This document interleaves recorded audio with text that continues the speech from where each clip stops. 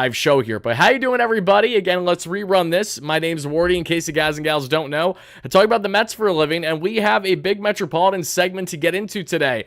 This is going to be our version of a pregame segment because I'm not going to do my typical pregame show where I show off the lineups, the key takeaways, what to make of these two teams between the Rangers and the Mets. No, I really want to headline and highlight what has been going right in Mets land. Is this sustainable for them and their offensive production and their pitching side of things? And ultimately, how are they looking from a team that not all so long ago was on the outside looking in of any sliver of hope to have an optimistic year whatsoever where you're pushing for playoffs, to now a Mets team having gained at least around 6 or 7 games there in the standings over the past couple weeks of play, and now stand again just 1.5 games out of a playoff spot. So let's deep dive this, folks. Let's get into it all, and let's let the feeler out. The Mets have won 11 of their past 15 games. Throughout that stretch, they've had success, to say the least, obviously, which is why they won 11-4 throughout that 15-game stretch. But there's a couple people in particular that stand out on the offensive end that I definitely think that we should be shedding some love for and highlighting, and how the numbers, again, might be a little bit more surprising than what you initially thought. Because as we head here, this is a graphic my man Jacob made for me on Twitter today. Shout out to Jacob. Give me a follow on Twitter, guys, at WardyNYM, as always, where I live tweet every single game. But as we take a look at this post in particular here, again, amazing. The Mets are 11-4 in their last 15 games. As we see JD Martinez with 5 home runs, 16 RBIs, 10 walks to 10 strikeouts, even ratio there, a .333 average and over 1,000 OPS. Francisco Lindor during this time, 4 home runs, 8 RBIs, 5 stolen bags, 7 walks to 7 strikeouts, a .310 average and 1,000 even OPS.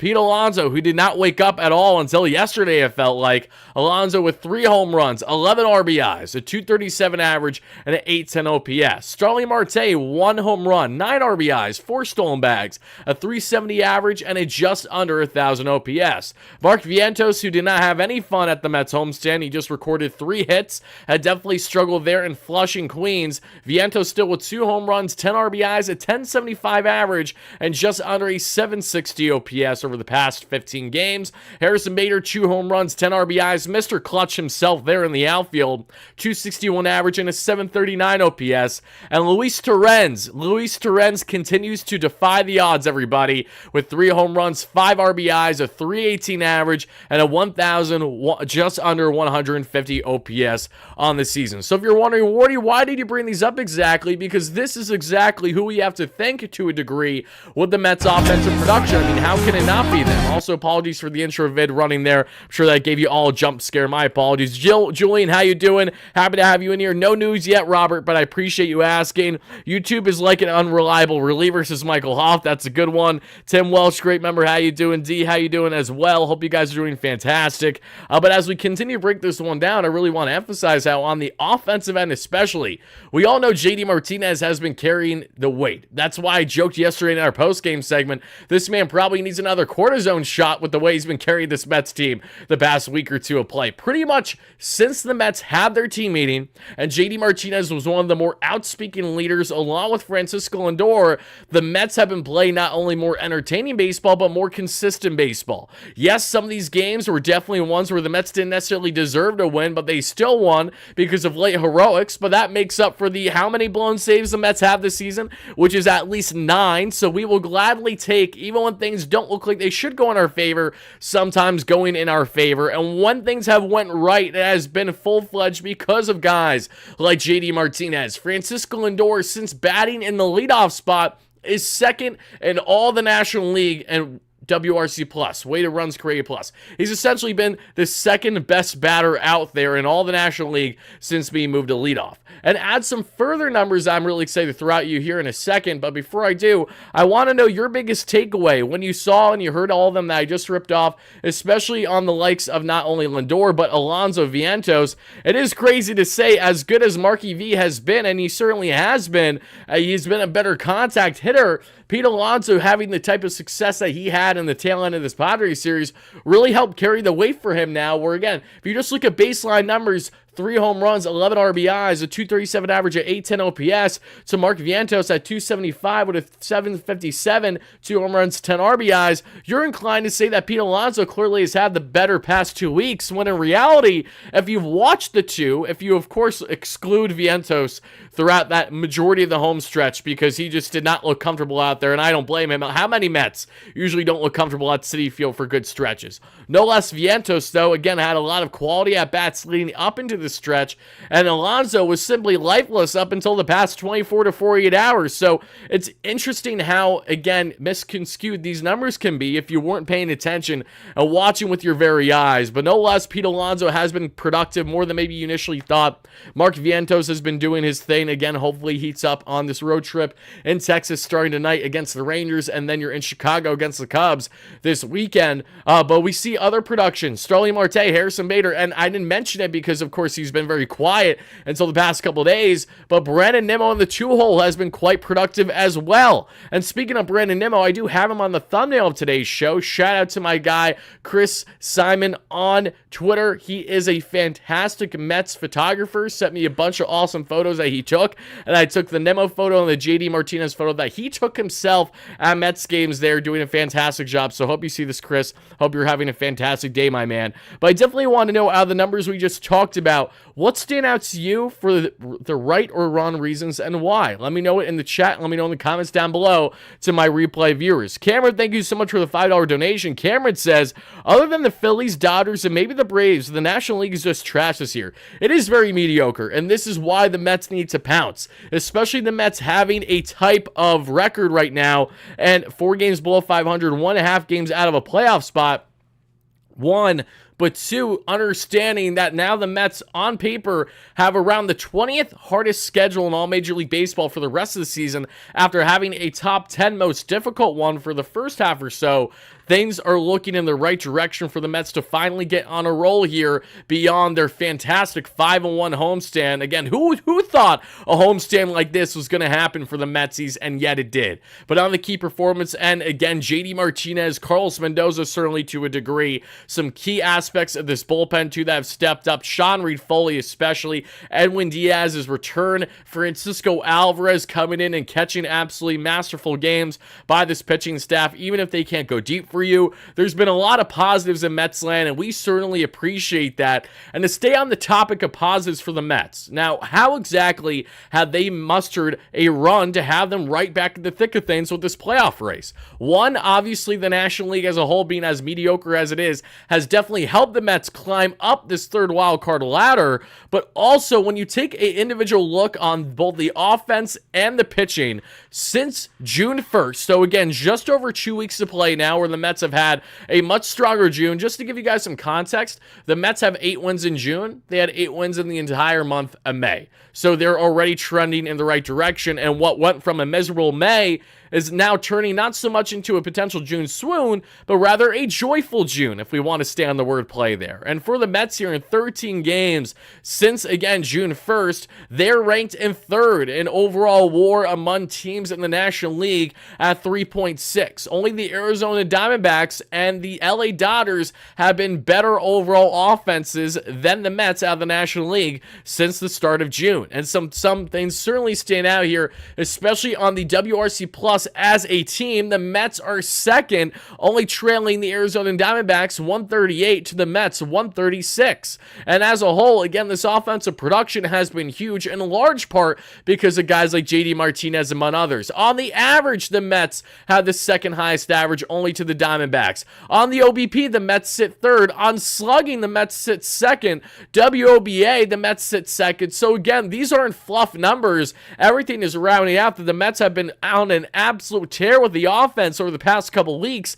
It's sporadic, it's Jekyll and Hyde, it shows up only when it wants to, but when it does, and when we're finally starting to see this lineup with JD Martinez, Pete Alonso, Francisco Lindor, Brandon Nimmo all hitting, and oh yeah, mind you, this is without Mark Vientos or Francisco Alvarez really doing anything of positive production throughout the past 6 games, especially since Alvarez came back from injury. He's produced a little bit on the offensive end. We saw him get a couple RBIs in his 2nd game back, I believe. believe. But that's really all. But it's been for the most part. So you're still waiting for Alvarez to find his stride offensively. You want to see Mark Vientos break out again. I think he's going to have a strong road trip. I really do.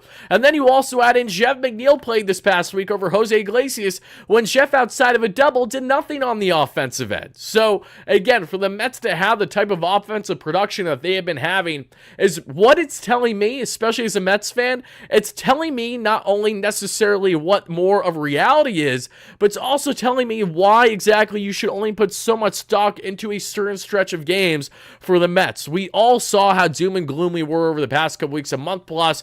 This time a month ago, we all thought the sky was falling. Obviously, right? It wasn't even that long ago, going back to the Marlins series, where if the Mets lost this series, I'm like, holy shit, we are in a terrible situation.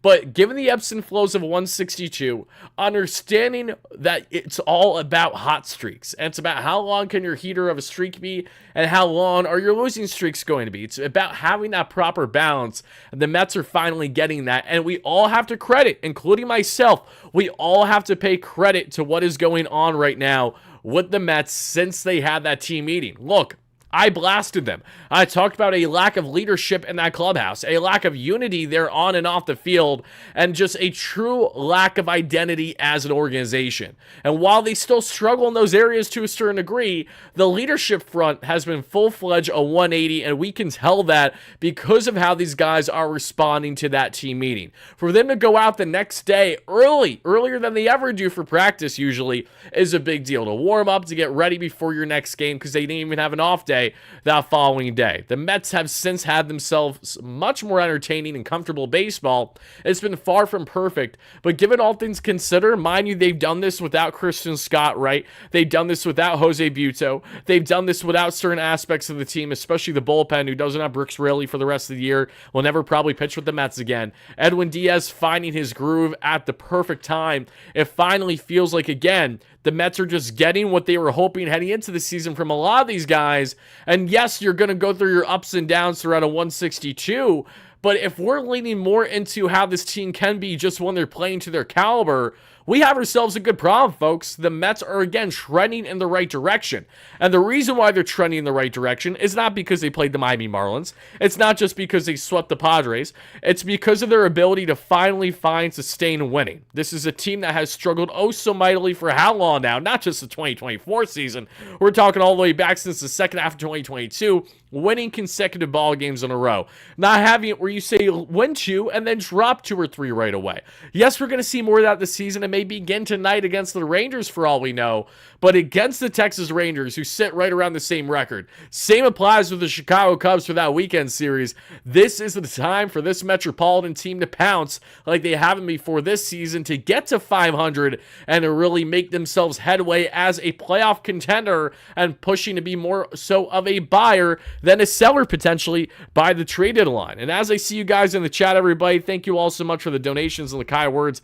Really does mean a lot. Thank you for the likes as well, Rumbero. That means a lot. Everybody for chiming in live on a replay. Help us get to 100 likes at some point. Really does mean a lot, everybody. Let's just see what you guys got for me in the chat. Wardy, don't forget Grimace. He too played a role. Of course Grimace played a role, but I think that goes without saying at this point. Everyone's having Grimace on their thumbnails and all these things, and I'm just like, yes, we know Grimace is the singular and sole reason why the Mets are 5-0 since he threw out the first pitch. It doesn't take a rocket scientist to figure out that one, and I'll shut up with the sarcasm now. Yes, we all love Grimace. That purple candy corn looking mofo has been a godsend for the Mets and has been our latest Donnie Stevenson. He has been our latest rally pimp. He has been our latest whatever you want to call it, these silly little trends that us Mets fans get on because we saw something out of pocket happen at Citi Field and the Mets have performed well since then. That's the only correlation, yet we always joke about it, and I always have a good time having those discussions. They're always a blast. Dominic, great member as well. Thank you so much. I appreciate that. They are 11-4 since that meeting. Exactly. Over this past 15-game stretch, for the reason why I was amplifying those numbers earlier in the chat for you, Frankie. How far is Senga? Senga still needs another bullpen or so before facing live batters. Kodai Senga isn't returning to the Mets until at minimum sometime post-All-Star break. My gut is telling me sometime in August, but I could be completely wrong. I have nothing to back that outside of just the knowledge and what we know to this point on the Kodai Senga, our Ace's unfortunate health situation. But going back here with the Mets here to kind of stay on par, what has changed with the Mets? What has been the big difference maker for them, say, in the month of May versus what we've seen the month of June, especially over the past not only 2 weeks, but if we take a look at since the Mets put Francisco Lindor in leadoff, that is where brilliance started to kick in. Yes, they've struggled with their rotation still to find depth, and they struggle to find length. But we have seen this rotation, this overall pitching staff do a far greater job on eliminating runners and their ability to steal second base and then third base. That is something that bit the Mets in the ass so terribly there in the month of May, where that's why they free-falled in part as big as they did. It was because they were blowing saves left and right. They were giving up walks galore, and after the Mets had the highest walk rate in all MLB, which does not currently stand right now, as a matter of fact, out of the National League here. Actually, everybody, we take a look at the Mets pitching. Out of the National League over this 15-game stretch, they're 11th in all the National League. So not great, still like top 20 in baseball. But as we take a look at the following numbers here, that is based on WAR. So when we get to team ERA throughout that stretch, the Mets currently sit 8th with a team ERA of 3.92. When we look at their K per 9 throughout that stretch, they currently sit 8th at 846. Walks per 9, the Mets sit 9th at 3.08. Just for some context, everybody, the Mets over the past couple weeks have a walk rate of 3.08, a home run rate of 1. Do that in comparison with what the Mets were prior to this. Going and taking a look at the entire month of June here for a second, folks. Pardon me, not the entire month of June, but rather the entire month of May. It's a night and day difference. And as we take a look at the pitching staff here now for the Mets, we have a problem. The walk rate for the Mets out of the National League, out of all 15 teams, the Mets were dead last at 3.86. And then we look at the home run rate as well. The Mets dead last at 1.24. So what has changed? It has not only been this offense, which again currently sits second or third in pretty much every statistical category out of all the National League, and 6th overall via WAR per Fangraphs for MLB as a whole of all 30 teams. But on the pitching end, their ability to eliminate the walk rates the way that they have and to eliminate the stolen bags, that is where the Mets have been finding more of their success. That's been absolutely massive because we've seen it. How many games, especially in the month of May, did we witness this Mets team struggle so mightily to get out of their own mess? I mean, it's like, okay, if you got a solid start, it was still a 4 or 5 inning start where you walked at least 3 batters, and that was consistent. And then, oh yeah, you gave up a couple stolen bags. And then, oh yeah, you gave up this as well. Just so many frustrating things happened for over a month straight for this Mets team that it truly felt like that it was a hole that would be not only so difficult to dig themselves out of, but near impossible to dig themselves out of. They have now been able to do that and look like a team that is ready to roll and truly get on a run here in a very vulnerable road trip. And when I say vulnerable, I don't mean it as much for the Mets as I do the opposing teams. These are the teams the Mets need to pounce on. The Texas Rangers like 33 and 38, the Cubs right around there. There's no excuses not to continue to roll here. I want to see the Mets throughout this road trip over the next 6 games. I want to see a 4-2 trip. I'm fine with 3-3. I'm definitely content with that. But I would love to see a 4-2 road trip. You win both series. They just swept the San Diego Padres. I know the Padres are very Jekyll and Hyde, but I also know the Chicago Cubs haven't done jack shit the past month. I know the Texas Rangers have been getting their absolute tits lit every time out there. They might have some more success here playing in Texas versus on the road, but this Rangers team has been batting practice for so many teams. And John Gray's on the bump tonight for the Mets at the time of recording this, so I'm not saying that's going to be an easy task, but now is the time for them to really take advantage. And yes, Zach, he should absolutely, in my opinion, be our new mascot, that being Grimace. Grimace needs to be at Citi Field every single game. They need to make sure he has a lifetime pass if they haven't figured out something along those lines already. But what has changed again for this Mets team to kind of wrap it all together has been their ability to eliminate runners stealing bags, their ability to lower that walk rate. Again, when you go from roughly a 3.9 walks per 9 to a 3, that is massive. That's almost a full walk less that the Mets have been eliminating there per game. On the home runs as well, to drop it down from 1.24 to 1 even is huge. That is, again, production that I hope to see more of from this Mets team and their pitching staff. And when it comes to the pitching, you guys know where I stand if you've been following the channel. I'm fed up when it comes to this pitching and their lack of ability, their lack of competency to go deep into games. But what I am not bothered by is this Mets team showing proper adjustments, Carlos Mendoza doing everything he can. And in the meantime, without a guy like Christian Scott up here until they call him back up, which should be very soon, especially once they configure a 6-man rotation here if they haven't already, that is where I'm going to get even more excited on the potential to see how far this rotation can go with having more of a frontline starter when, right, Christian Scott has the stuff. We all know he does. Luis Severino has the stuff. We all know he does. Those are the only 2 guys I would see out of this rotation that I have a comfortability of saying they will give us 6+ innings of solid ball. I really can't say that about anyone else. They might give you 5 strong, but not 6. And I want 6 to 7 starts as much as humanly possible. That's something that I've been preaching and praying to see with this Mets team for quite a bit. I certainly hope that it continues. How has the bullpen improved? Just what we talked about, because this is not focusing on just the rotation as a whole. This is also focusing on the starters. But you know what? We can also break down briefly on the bullpen. We can split it, actually. Let's do that, everybody. Let's go back now into this one. Let's talk about the Mets, what they can do here. Because, again, on the pitching end, as a whole, the Mets are sitting right around on WAR. The Mets sit 11th out of 15 teams in the National League that we see since June 1st. Now, if we take a look on the type of pitching that they have been getting, if this has been rotation or if this has been bullpen, let's deep dive this as the following. So if we take a look as starters, starting pitching for the Mets since the start of June 1st, they have been 12th in Major League Baseball in WAR. When it comes to ERA, the Mets throughout that stretch currently sit 10th out of 15 teams at 4.74. So not great that we see there with the Mets with the baseline ERA, which doesn't tell the whole story, but it is still an important stat that we know, versus looking at the bullpen for these teams and is kind of seeing the difference, the contrast, if you will. Mets bullpen ERA ranks 6th in all the National League at 2.77 since the start of June. At WAR, they currently sit, not that a bullpen WAR means much, it really doesn't, but at WAR, they currently sit 6th as well. Their K per 9 is a whopping 9.8, which is 3rd best in all the National League, only trailing the Philadelphia Phillies, who are striking out guys at roughly a 13 K per 9 over the past couple weeks, and the Atlanta Braves currently sitting just under 10. And for the walks here, another very important thing for the Mets, the walk rate below 3. We're at 2.77 walks per 9 since June 1st. That is ranked for 5th best out of 15 teams in the National League. Currently far away, and this is in part why the Nationals keep playing good baseball and are in the wild card mix still. Their bullpen has been nails, a 4.2 ERA, but a walk rate of 1.58. Not terrible at all there from the Nationals. So they've been getting the job done. The Milwaukee Brewers lead the way in the pitching end, which is not overly surprising if you guys know the pitching.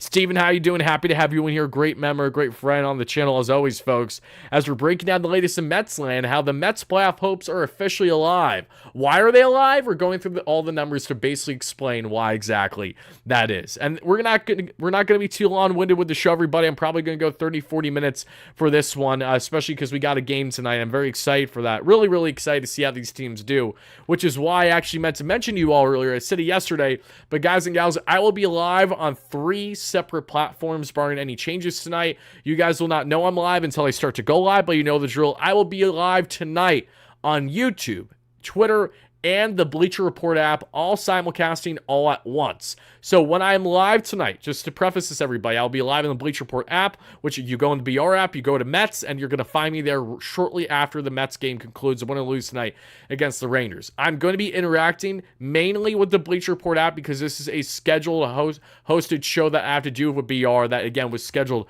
a month out, so that'll be happening. But once I'm done with basically everything I want to say for the BR segment, which will be 20 to 30 minutes, I will continue my live shows on both YouTube and Twitter, but we'll be ending it in Bleacher Report. So then from that point on, I'll be able to really hammer whatever questions you guys got for me. Of course, if you guys donate, I appreciate that. I'll answer them too. But outside of donations, which I always try my best to answer first for obvious reasons, I'm going to have a little bit more attention to the BR chat. So if you guys want to watch me in the Bleacher Report app later today, highly implore you all to do so if you're not going to watch me on YouTube or on Twitter. But to get back into this one now, folks, to kind of bring this all together here with the Mets on what's changed. We talked about the bullpen there. That's been huge. The starting, that's been huge. What they have done has been eliminating these ridiculous rates of walk rates, of home run per 9 rates, and the stolen bag rates. And they've been getting not much length from their starters, but their starters have kept them in ball games more often than not. We just got to make sure we avoid these blow-ups where neither of our starters can go past 3.2 innings the way neither could between Quintana and Manaea and London against the Phillies, right? So, and thankfully, the fact that the Mets even got a victory in that 2-game set against the Phillies is beyond me, but we will gladly take those as they come, right? And now we take a look at, is this sustainable for the Mets? A great question, right? And I think the best way to look at the sustainability goes a little bit in hand with the schedule, because yes, the Mets could have the easiest schedule on paper and not take advantage of it whatsoever. That is 1,000% true, and that's something we've seen the Mets unfortunately do more often than not. Cough, cough, the 2022 second half of the season especially. But as we know, the Mets have had a pretty difficult schedule so far throughout the first 60, 65 games of the season. Now, again, with a strength of around 20th or so in the league, roughly, the Mets have 3 games against the Rangers starting tonight, all 8:05 p.m. Eastern games. And again, guys and gals, as may you know, I am going to be a father very soon, and I have no clue when my baby is going to be born, however. We're past the due date already by a day. It was on Father's Day. So if I'm MIA for 24 to 48 hours, if you guys don't see post-game shows at least, you will at least see an update in the community tab that, my baby's being born. So if you guys are wondering why I'm not around as maybe often as I typically am for that short period of time, sometime this week possibly, that is exactly why. But we see the Rangers there, then we got the Cubs. 2 games at home against the Yankees for the Subway Series, which is going to always be electric, always a blast. I would love to hit one of those games, but I know I'm going to be too busy on daddy duty, and that's perfectly fine. Not complaining there. But you look at the Yankees, outside the Yankees games, where I'm confident the Mets will win at least one of them. Doesn't matter how good the Yankees are, the Mets tend to always split at least in those 2-game sets against the Yanks, if not do pretty well. Then we got the Astros for 3 at home. Then we head into the month of July, of course, trade deadline month. You got 4 against the Nationals and 4 against the Pirates. That is the killer here, folks. That's the killer. If the Mets can finish strong here in the month of June, and if they can take their next 2 series against the Rangers and the Cubs, if they can take the Astros series, hopefully split against the Yanks. If they lose both, that's fine. Basically, I just want to see the Mets be at minimum a 500 team, if not better, throughout this stretch. And I think that's beyond possible with their current matchups and how they're currently playing.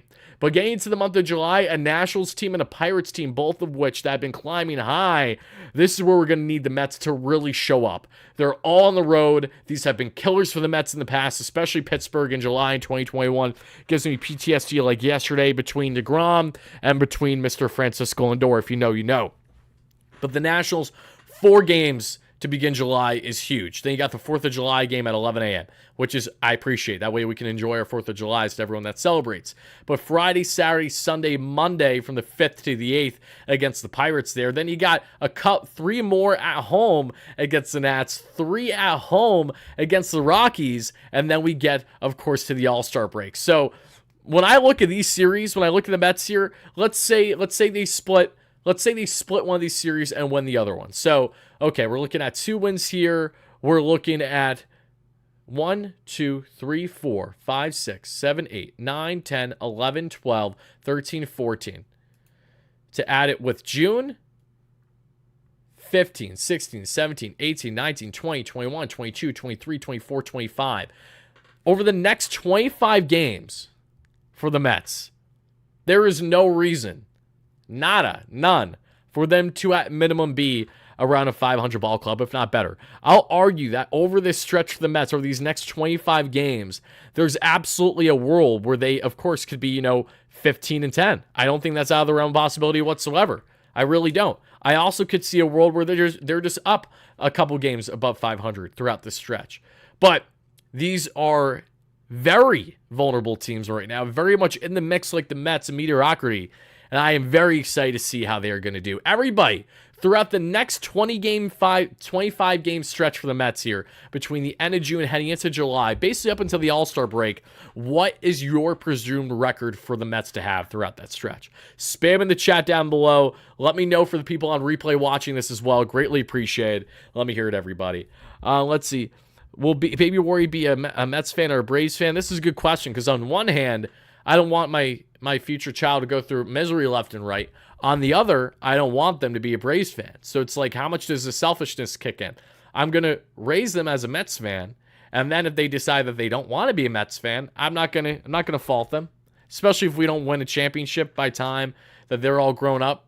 Yeah, I'm not going to fault them. I'm going to tell them to not make the same mistake I did, if I'm being quite frank. We'll see how it goes. But yeah, 15, let's see. They need to go 15-10, dude. That would be awesome, D. That would be. I would love that. Let's see. I know we cannot buy. Now, that's a perfect transition that I actually want to wrap up the show with in a second. Are the Mets going to be buyers? Are the Mets going to be sellers? Or are they going to be a combination of both leading up to the trade deadline at this current rate? So why exactly should you believe in the Mets right now? Let's start there. Then we're going to do a quick ad promo for a second. Then we'll wrap things up with the trade talk. Why you should believe in the Mets at the moment is the following. They drastically underperformed for over a month. A lot of guys that drastically underperformed from their normal career norms are now starting to play to their caliber, if not above their usual caliber, including guys like Francisco Lindor who have been truly playing some really nice baseball. This is why you should believe in the Mets, because they are right in the thick of it when they've had so many things go wrong this season. They're playing loose. They're playing like a team that's doubted every single time out there. They're playing like a team that takes everything day by day. And the same way that the Mets are taking things day by day the best way possible, that's the same way that us fans should be taking them the best way possible on a day by day, night by night basis. So when you want to talk about optimism with this Mets team, I think you have to definitely have at least a sliver of it. You definitely have to start believing in this Mets team if you haven't already. Because here's the thing. This Mets team heading into the season didn't have lofty expectations. They just had playoff aspirations, pushing to be a playoff team. And we all knew that there's a great chance that maybe they won't be a playoff team. I've always had confidence in them and that optimism, but I need them to show it. And I've been yelling that in all my rants. I need them to prove us wrong. They're starting to prove us wrong. They're starting to play competent baseball. They're starting to play entertaining baseball on a consistent basis. That makes you happy as a Mets fan to go out of your way to watch them on, say, a Wednesday night versus otherwise where maybe you win bat an eye because you had a long day at work and you want to try to enjoy your evening somehow versus watching more miserable Mets. Now we see the Mets again have the type of run turnout that they've had the past couple weeks and the favorable schedule really up until the All-Star break. I really have to ask each and every one of you, how do you not have a level of optimism or a level of belief in this amazing Mets team? Because I'm not expecting them to win the World Series this year, but with the run that they're having, this is exactly why no one should have ever bought into the thought process. They were 100% going to be full-blown sellers by the deadline. It all varies and it all changes. And to give you an idea why the Mets are not full-blown sellers by the trade deadline and why they won't be at this rate, it's because of guys like JD Martinez. And speaking of JD Martinez, he was just labeled the National League Player of the Week. A .450 average going 9 for 20, 3 doubles, 3 home runs, 9 RBIs, 6 walks, a 1,600 plus OPS, and a 5-1 Mets record. It is the 12th Player of the Week award given to JD Martinez in his career, his first as a New York Metropolitan. Shout out to JD, that just popped up on my phone. That is awesome. But before we get into a little bit more on the trade deadline talk that really wraps up the show, continue to smash a like and subscribe on everybody if you haven't. Thank you all so much in advance. It really does mean a lot. But let's see. I made it. How you doing, King Fuego? Hope you're doing fantastic, brother. Kane, I just asked everybody in the live chat, and you can answer as well in the comments down below, everybody watching replay. Over the next 25-game stretch for the Mets here, what is your prediction of what they'll have? I list all the teams already: Rangers, Cubs, Yanks, Astros, Nationals, Pirates, Nationals, Rockies. I mean, I got to be honest. You got to be feeling kind of good if you're a Mets fan right now and how they can take advantage. Well, they will find out, but they can take advantage of this more favorable schedule here for the next couple of weeks. But I do want to hop into our amazing sponsor on the channel, everybody, because we got a promo running that you guys can simply not miss out on in case you have currently. You can't miss out anymore, and that is our great friends at Sorare MLB. In case you guys and gals do not know Sorare MLB, Sorare is the best MLB fantasy game out there, and simply put, if you guys know MLB The Show, then you know the concept of, basically playing a virtual game where you have unique virtual cards that are unique to you, that you draft your team with, you build weekly tournaments with, and how you do in these tournaments is based on how the players perform performing in real life. So the latest tournaments for Sorare MLB began today. I have 2 rosters I'm rolling. One for an all-star tournament, which is free, so you don't have to spend a dime to play or have these kind of cards, these are my current selections: Diaz, Sevy, Rutschman, Gunnar, Ortiz, Smith, who I just got from doing well in one of my latest tournaments. Again, if you do well in these tournaments each week, you win upgrade cards, if not hundreds of thousands of dollars. You can win also awesome different various giveaways. And as we saw there, my giveaway in this past tournament was an awesome Will Smith card. And then these cards you actually have to buy, but again, vary in dollars based on the player performance a lot. This is for an all-star tournament.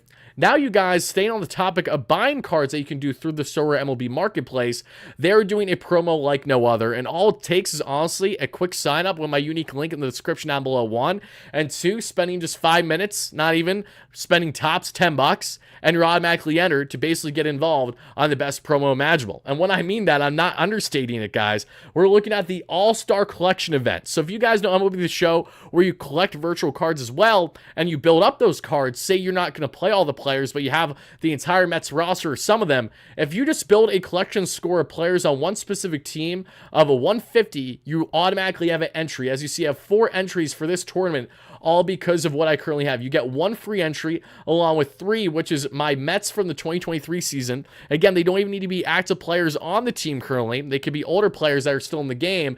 You can, of course, I have a 200 score with the Mets, I have 160 with the Orioles, and I have 180 with the Marlins. And all you guys and gals need to do in order to enter this is to simply build your collection of a score of at least 150. And a very simple way to do this, everybody, is by going to the marketplace and purchasing these cards. Because once you, again, just get yourself enough cards to have a score of 150, you are automatically entered then after you go out your way to just click the 1 symbol red button in the top right.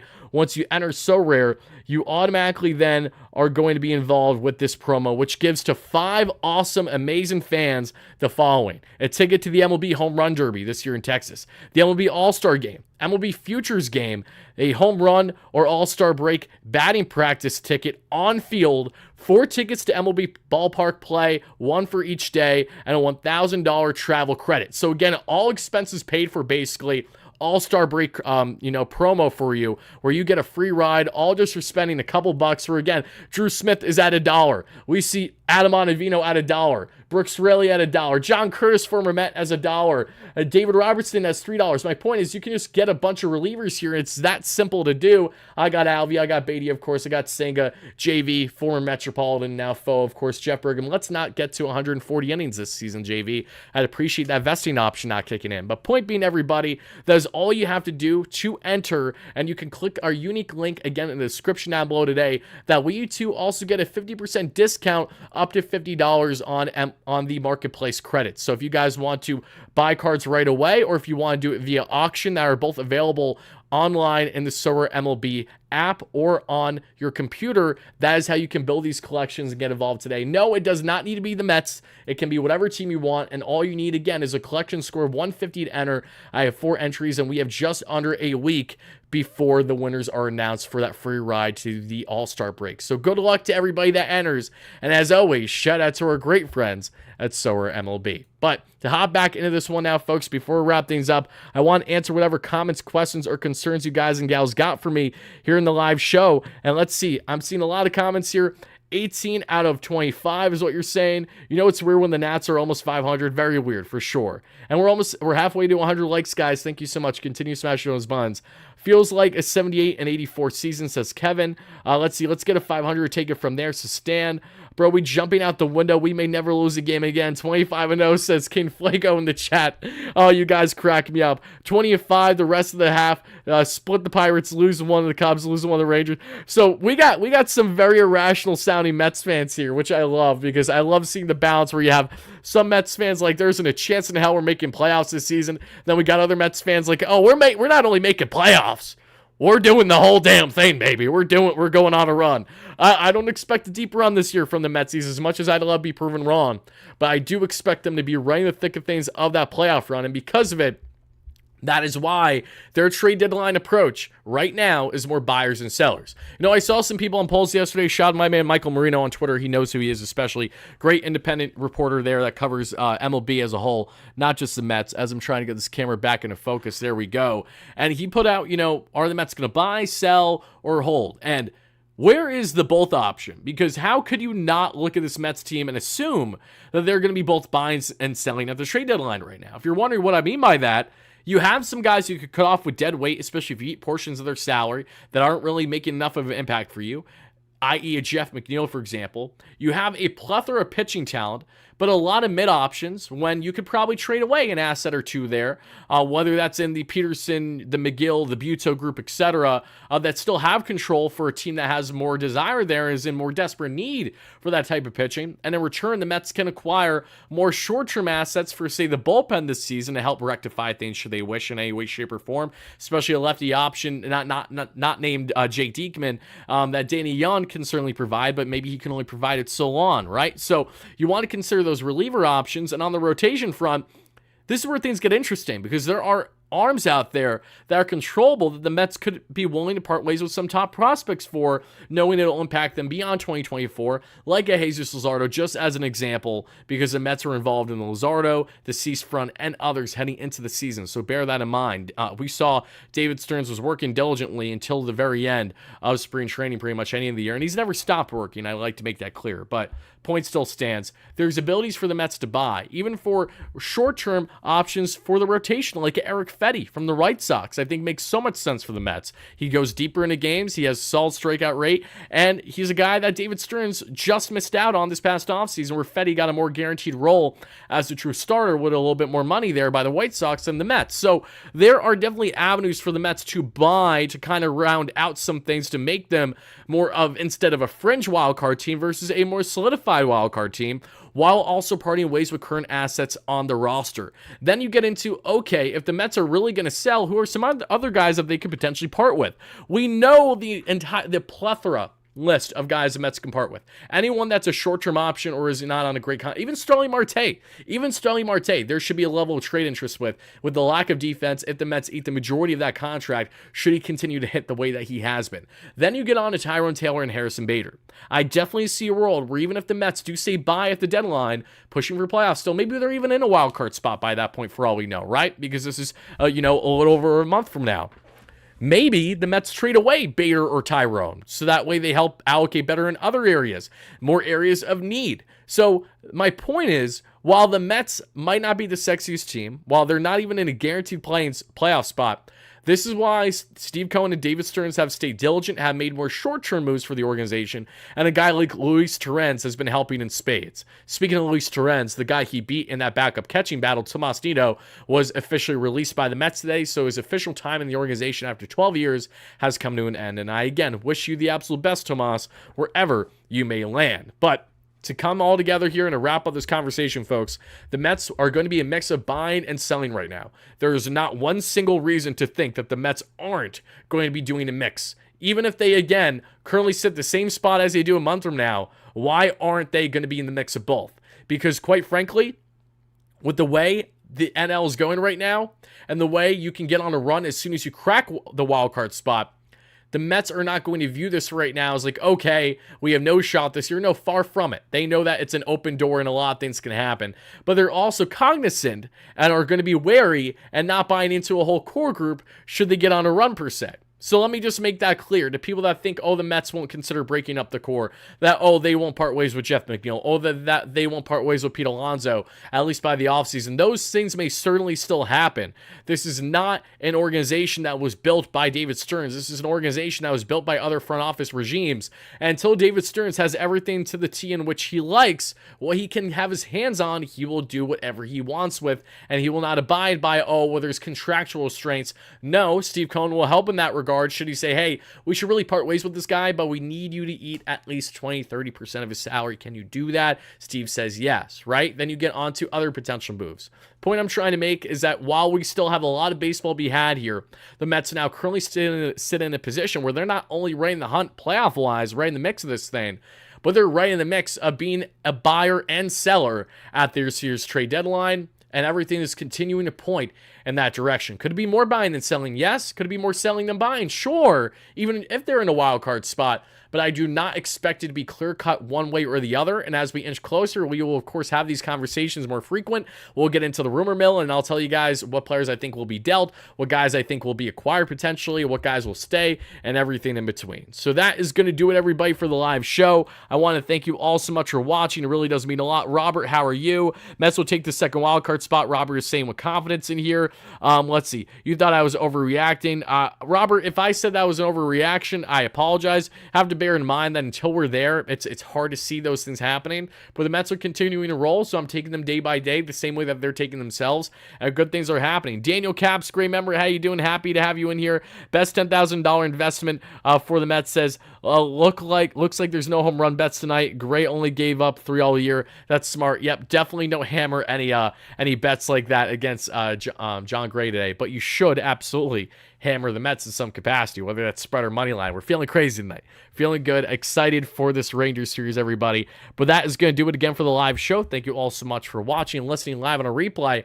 Let me know your biggest takeaways from this one, as we guys will now be doing this on a more weekly basis, along with pregame segments that we will do sporadically here and there. They really go in hand with, honestly, the retention that you guys have with it, because I know it's such short shelf life, and to the interest level. Every week going forward, we're going to have live shows like this outside of post games that are kind of talking about the team as a whole. Not a true podcast, but just more so going over a lot of the ins and outs of the team, the latest news and rumors. Because right now, there really isn't much outside of Kodai Senga and the Mets contemplating buying and selling. And Steve Cohen and David Stearns are still full-fledged focused on having success this season, barring any changes. So that's going to do it for me, everybody. I'll see you all back live later tonight on the Bleacher Report app, here on YouTube and on Twitter, more than likely, at WardyNYM. So thank you guys all so much for the endless support. Until I talk to you again, have a fantastic rest of your night, day, evening, whenever you're watching this. And this is your boy Wardy, signing